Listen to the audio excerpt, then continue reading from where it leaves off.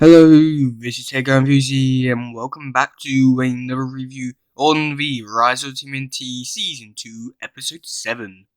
This will be my review for the Mystery Meat episode and also the Always Be Brownie episode. And yeah, in the last review we saw Leonardo and Cesaro help Skinman to retrieve a pizza cutter, and the Turtles were trying to be psychic to Jupiter Jim. So let's get into this one. Let's go. And before we get started, if you do like this content and want to see more from this channel, please do make sure to subscribe and like and turn on post notifications. Now let's go on with the video. So let's start with 7A, Always Be Brownie. And this one is an April and Splinter episode, which, yeah, it's gonna be, it should be good. Should be being the key word here.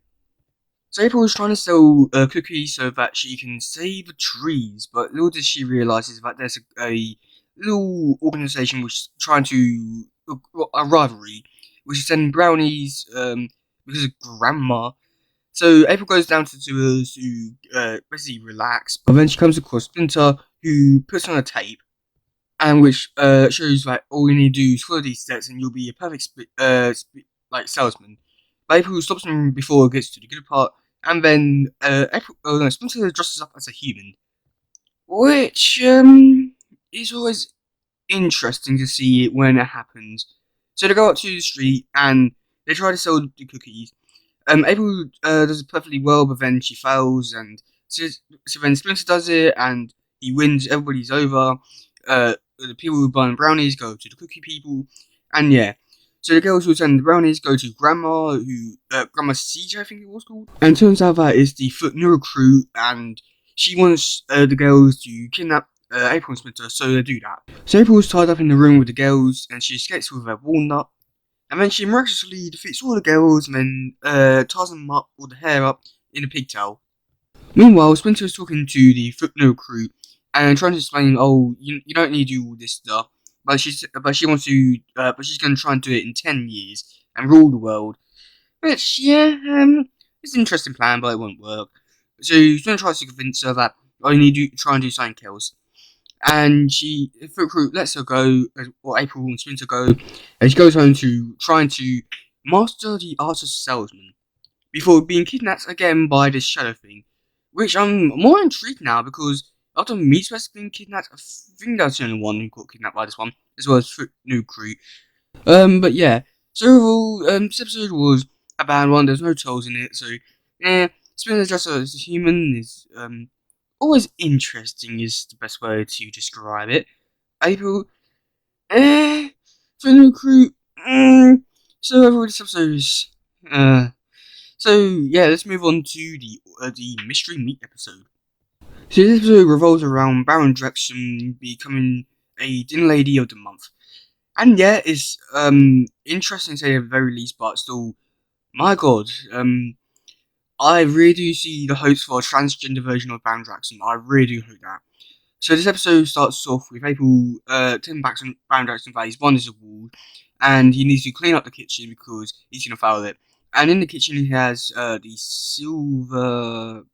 silverfish things. They're doing all the cooking. So April tells them to clean up, and when the lady comes in to inspect the place, and she's looking around, and she sees everything's quite good and normal because, well, it is in a way. So then Baron Drexen takes the lady to the back to see the kitchen, but there's a mosquito on her.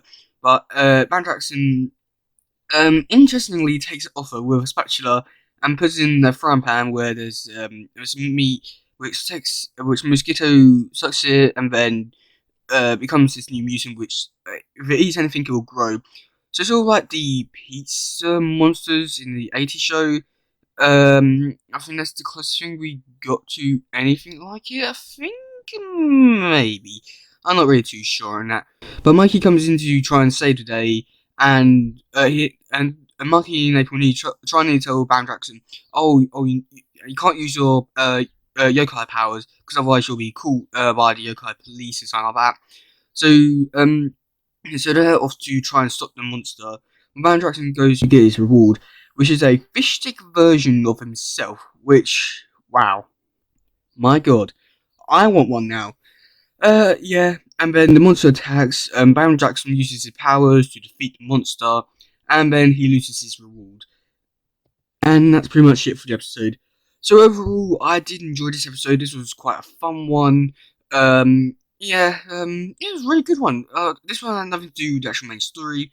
I mean, if it has something to do with Baron Jackson's storyline within the near future, then I can see this being a big episode. But yeah, other than that, this was a interesting episode. So pretty much, yeah, that's gonna be it for today, guys. If you do this one, please share, like, subscribe, and all that stuff.